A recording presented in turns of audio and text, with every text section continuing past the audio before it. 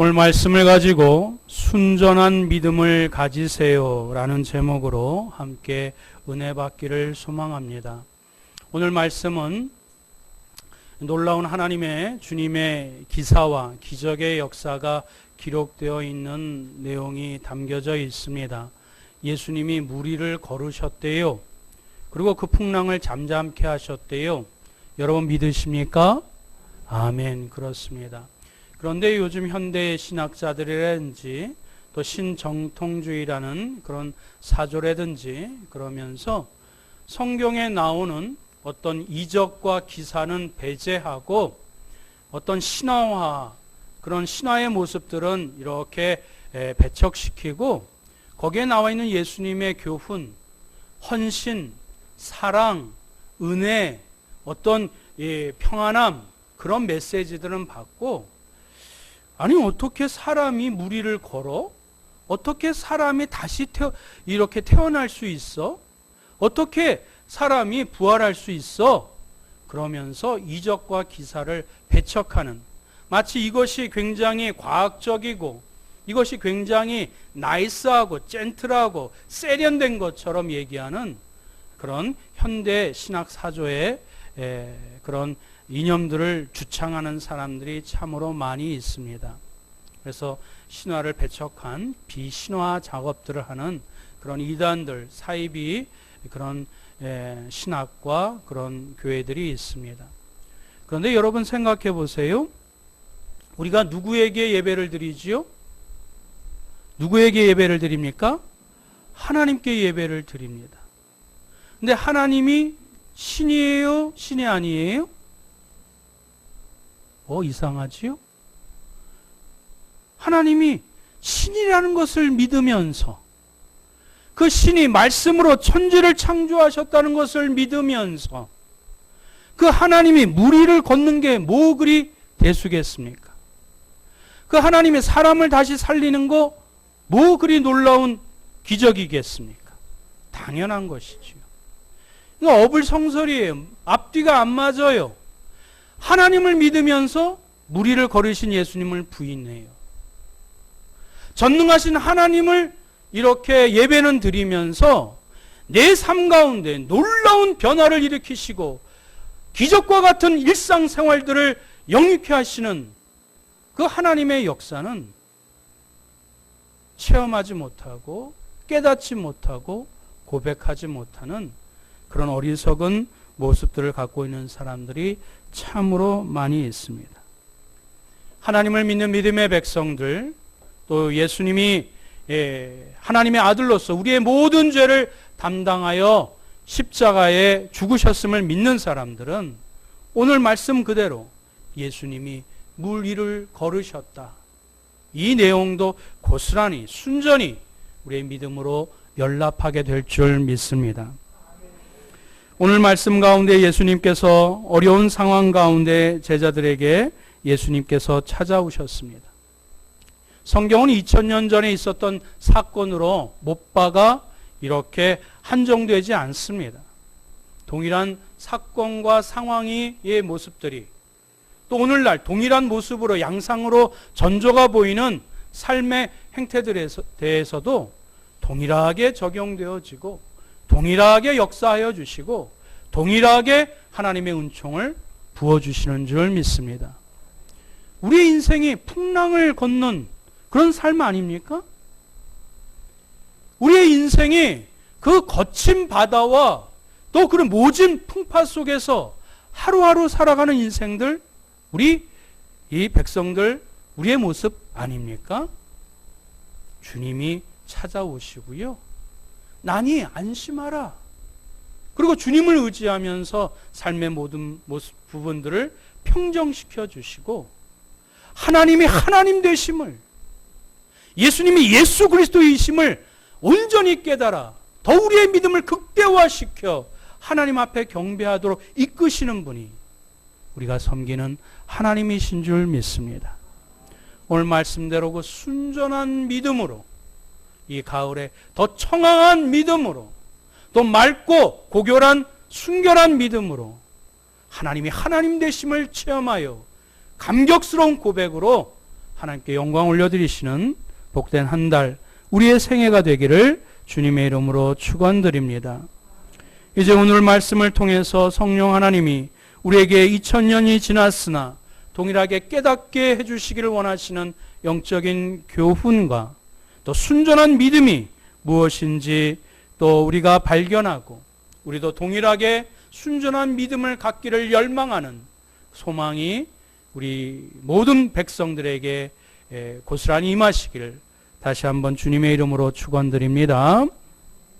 첫 번째 순전한 믿음은 초점을 바로 맞추는 것입니다. 순전한 믿음이 무엇이라고요? 초점을 바로 맞추는 것입니다. 순전하다라는 단어를 여러분들이 살펴보면 순은 순수한 거예요. 맑고 순수한 거예요. 청아한 거예요. 저는 무엇이죠? 완전하다. 온전하다. 그럼 순전한 믿음은 뭐예요? 맑고 깨끗하며 완전한, 온전한 믿음을 일컬을 때 순전한 믿음이라고 얘기할 수 있습니다.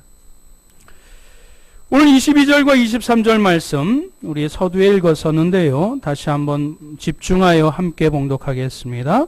시작. 예수께서 즉시 제자들을 재촉하사 자기가 무리를 보내는 동안에 배를 타고 앞서 건너편으로 가게 하시고 무리를 보내신 후에 기도하러 따로 산에 올라가시니라. 저물매 거기 혼자 계시더니. 오늘 이 말씀 바로 앞부분에 어떤 내용이 담겨져 있지요? 오병이어의 기적의 역사가 기록되어 있습니다. 물고기 2마리와 보리떡 5개를 가지고 5,000명이나 넘는 사람들을 먹이시고 12광줄이나 남는 놀라운 기적의 역사를 일으키셨습니다. 여러분, 오병이어의 기적을 믿으시지요? 하나님을 믿는데, 창조주 하나님을 믿는데 오병이어의 기적도 순전하게 스펀지가 물을 흡수하듯이 어떠한 의심도 우리가 생기지 아니하고 순적하게 믿게 될 줄 믿습니다. 오병이어의 기적을 베푸셨어요. 사람들이 반응이 달라집니다. 굶주렸던 자에게 배부르게 하니 기뻐서 그럴 수도 있겠지만, 예수님이란 사람이 그냥 좋은 말씀, 가르침, 교훈적인 덕담만 해주시는 것이 아니라 정말 이 우주 만물 모든 우리의 상식을 초월하여 하나님의 전능하신 능력이 있으신 분이요, 또 이 우리의 먹을 것을 채워주시는 그런 능력 있는 분이라고 이 이스라엘 백성들이 눈으로 보고 증거하고 체험하니 사람들이 아우성을 칩니다. 예수님을 왕으로 세웁시다. 예수님을 이 땅의 통치자로 세웁시다. 수많은 사람들이 벌떼와 같이 예수님을 추앙했을 때, 예수님을 그런 모습으로 경배했을 때 세상의 왕으로서의 그런 권력의 상징으로, 그리고 자신에게 유익함을 줄 수 있는 그런 사람으로 극대화시켜 그를 추앙했을 때 예수님이 바로 보이신 반응의 모습이에요. 22절 23절 말씀 우리 다 같이 한번 읽어보겠습니다. 시작. 예수께서 즉시 제자들을 재촉하사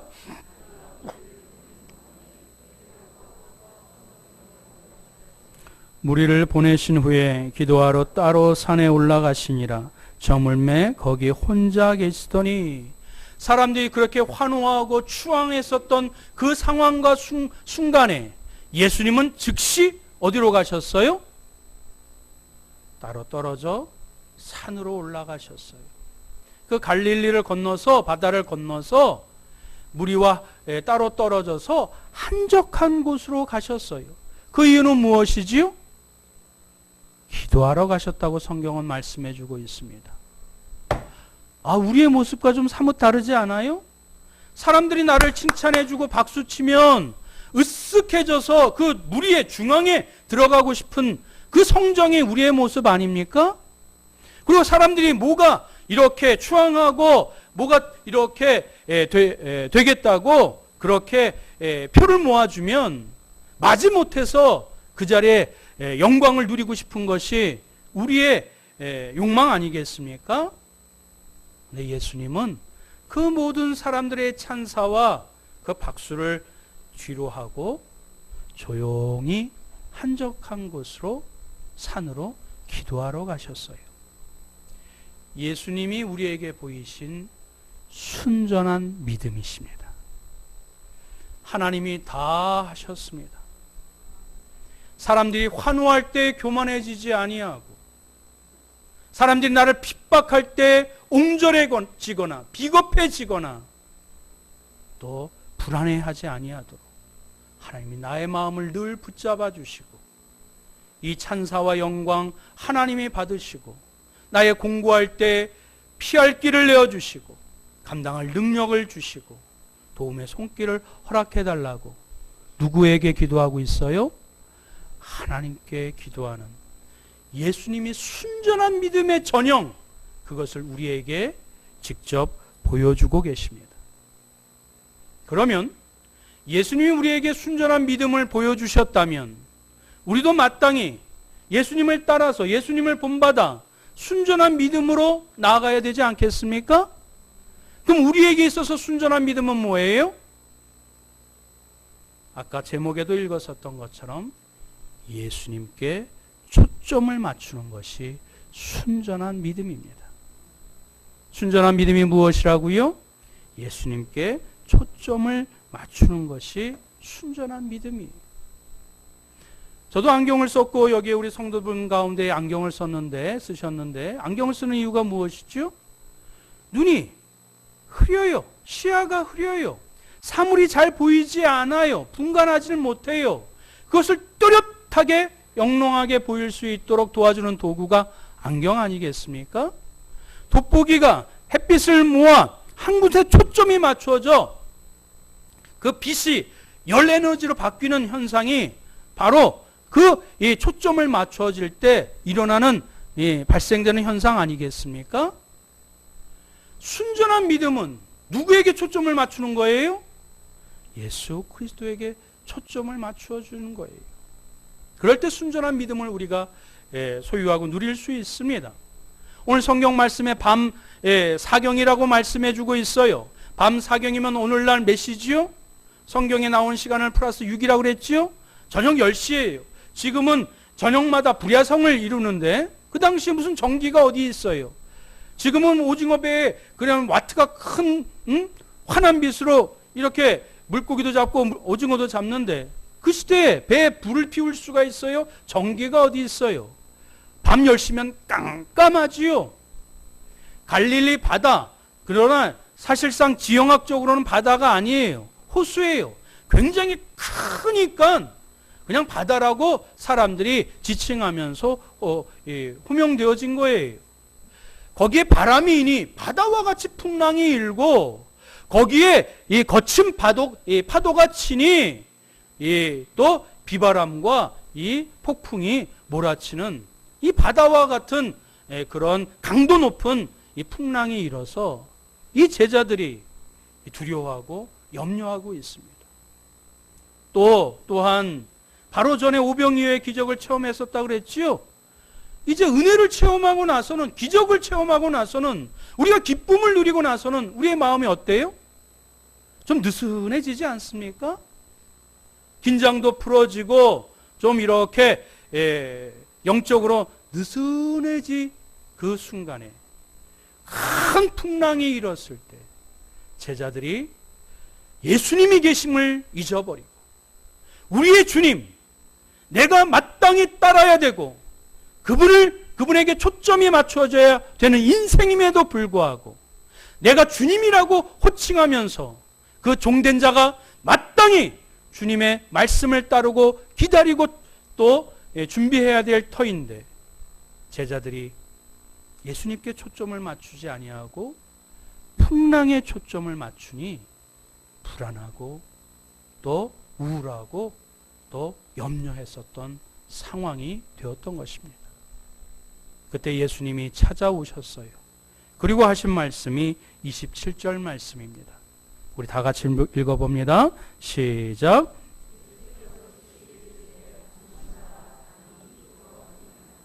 아멘. 누구의 말씀이에요? 예수님의 말씀입니다. 초점이 예수님이 아닌 사람들의 시각과 풍랑과 환경과 여건을 보니 금세 불안해하고 초조해했었던 제자들에게 그 마음을 헤아리시고, 얘들아 나를 보거라. 얘들아 나에게 좀 집중하거라. 나를 보게 될 때, 나를 신뢰하게 될 때 너희의 마음을 어지럽히게 만들고 너희의 심정을 불안하게 만드는 모든 그 어려움들에서 다 노임을 받게 되고 또 평안하게 되고 온전케 될 수 있단다. 나에게 초점을 맞추거라. 이것이 주님의 말씀인 줄 믿습니다. 여러분, 우리의 믿음의 초점을 누구에게 맞춰야 돼요? 예수님께, 주님께 초점이 맞춰져야 됩니다. 그래야 할 때 그 풍랑에 물러가고 우리의 마음의 걱정과 격동하며 어지럽히는 마음을 어지럽히게 만드는 모든 시험과 불안한 모든 요소들에서 해방받고 진정한 평안함이 우리 심령 가운데 임하게 될 줄 믿습니다. 주님께 초점이 맞춰지는 순전한 믿음을 소유하시길 주님의 이름으로 축원드립니다. 두 번째 가르침은 순전한 믿음은 즉시 응답받는다는 것입니다. 순전한 믿음은 무엇이라고요? 어떻게 된다고요? 즉시 응답받아요. 이제 베드로의 순전한 믿음에 초점을 맞추기를 원합니다. 우리 28절과 29절 말씀 함께 봉독합니다. 시작. 베드로가 대답하여 이르되 주여 만일 주님이시거든 무리로 오라 하소서 하니 오라 하시니 베드로가 배에서 내려 물 위로 걸어서 예수께로 가되. 할렐루야. 사람들은 저 바다에서 어렴풋하게 물 위를 걸어오시는 분이 예수님인 줄 몰랐어요. 그냥 유령이라고 놀랬습니다. 그런데 베드로가 주님이라고 생각했어요. 정말 주님이시라면, 정말 오병이어의 기적을 베푸셨고 이 제자들의 어려움 가운데 그대로 방관하지 아니하고 나에게 직접 찾아오신 그분, 그것도 물 위를 평정하시고 물 위를 걸으시는 그분이 내가 섬기는 예수님이라면, 주님이라면 주여 나도 물 위를 걷게 하여 주옵소서. 사랑하는 성도 여러분, 좀 얼토당토하지 않는 좀 베드로의 이 어떤 강구 아닙니까? 다른 제자들은 가만히 있어요. 속된 말로 굿이나 보고 떡이나 먹지. 베드로는 나서서 예수님이 진정 하나님의 아들이시고 전지전능하신 주님이시라면 나 또한 그런 능력도 그러한 체험도 할 수 있도록 나에게 허락하여 주옵소서. 감히 예수님에게 그러한 기도를 드립니다. 이 베드로에게는 어떠한 감정으로 그렇게 고백을 했을까요? 이 예수님에 대해서 점점 알아가는 것이에요. 예수님이 정말 하나님의 아들이시구나, 전지전능하신 분이시구나, 나의 삶의 모든 어려움에서 수수방관하지 아니하시고 직접 찾아오셔서 어떠한 이런 상식을 초월한 그런 놀라운 기적을 베푸실 분이시구나, 그것을 깨닫고 그 감격과 영광 가운데 그 예수님에게 그 믿음의 분량만큼 그 예수님에게 간청하는 내용입니다. 만물을 한마디로 복종시킬 수 있는 하나님이 아니고서는 저렇게 하실 수 없다라는 그 믿음의 고백 가운데 그 기적의 영광을 함께 맛보고 체험하기 위하여 베드로는 이러한 동일한 고백을 올려드린 것입니다. 욥기서 9장 8절 말씀 볼까요? 다 같이 함께 읽겠습니다. 시작. 그가 홀로 하늘을 펴시며 바다 물결을 밟으시며. 누가 하늘을 펴시고 누가 바다를 밟으시죠? 하나님이세요. 그 욥의 영광이 이 베드로에게 그대로 임하여서 그 하나님을 찬양하며 또 예수 그리스도를 온전히 자신도 그 영광 가운데 있기를 고백하는 그 간구의 모습으로 예수님께 간청하는 것입니다. 사랑하는 성도 여러분, 우리가 믿는 만큼 하나님께서는 응답하시는 줄 믿습니다. 우리가 하나님 앞에 입을 넓게 열린 만큼 하나님께서 부어주시는 줄 믿습니다. 다른 제자들은 가만히 있어요. 그냥 하나님의 기적이구나, 주님이 일으키셨구나 놀라고 그 순간으로 그냥 멈춰서요. 그러나 하나님이 베푸셨고 주님이 일으키셨다면 그를 믿고 따르고 또 순전한 믿음으로 그것을 기대하며 기도하는 백성들에게 동일한 역사를 일으킬 수 있는 그 믿음도 베드로에게 있었기에 동서고금을 막론하고 무리를 걷는 그 역사를 체험한 자는 베드로밖에 없어요. 할렐루야. 그렇습니다. 누가 뭐라고 할지라도 예수님이 누구인지를 알고 그분의 능력을 우리가 분명하게 신뢰한다면 그 동일한 은혜의 역사를 우리가 체험할 수 있도록 그 동일한 믿음의 분량을 가지고 하나님 앞에, 주님 앞에 간구하며 기도하게 될 줄 믿습니다. 이것을 순전한 믿음으로 주님은 그의 믿음대로 대접해 주셨고 그 믿음대로 응답하여 주셨고 그 믿음대로 체험토록 하나님이 인도하여 주신 줄 믿습니다. 그러니 순전한 믿음은 즉각 주님께서 응답하여 주시는 줄 믿고 우리 순전한 믿음으로 주님께 나아가시는, 세상은 상식적으로 불가능하다고 머릿속으로 판단하여 그것을 제한하고 정죄하지만 주님 때문에, 주님을 의지하여 주님의 역사를 고스란히 체험하는 은혜의 역사가 저와 여러분들에게 있기를 주님의 이름으로 축원드립니다. 세 번째, 순전한 믿음은 하나님의 영광을 봅니다. 우리 세 번째 제목 다 같이 한번 읽어볼까요? 시작. 순전한 믿음은 하나님의 영광을 봅니다. 그렇습니다. 순전한 믿음은 무엇을 본다고요? 하나님의 영광을 봅니다. 여러분, 무리를 걸은 거, 예수님이 걸으신 거 앞서도 말씀드렸던 것처럼 뭐 그리 대수겠어요? 우리가 무리를 걷는 거 뭐 그리 대수겠어요?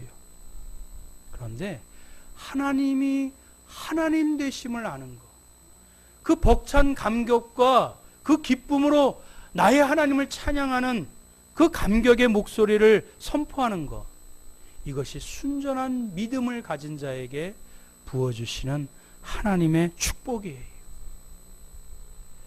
금은보석, 어떤 화려한 명예, 하나님이 하나님 되심을 알고 내가 하나님의 백성이며 하나님의 자녀스러움에 그 영광을 기뻐하며 하나님 앞에 찬양하는 것, 그것이 순전한 믿음이 결국 승리하고 하나님의 영광을 체험하게 되는 것입니다. 30절부터 33절 말씀 한 번 더 봉독합니다. 시작. 바람을 보고 무서워 빠져가는지라 소리질러 이르되 주여 나를 구원하소서 하니 예수께서 즉시 손을 내밀어 그를 붙잡으시며 이르시되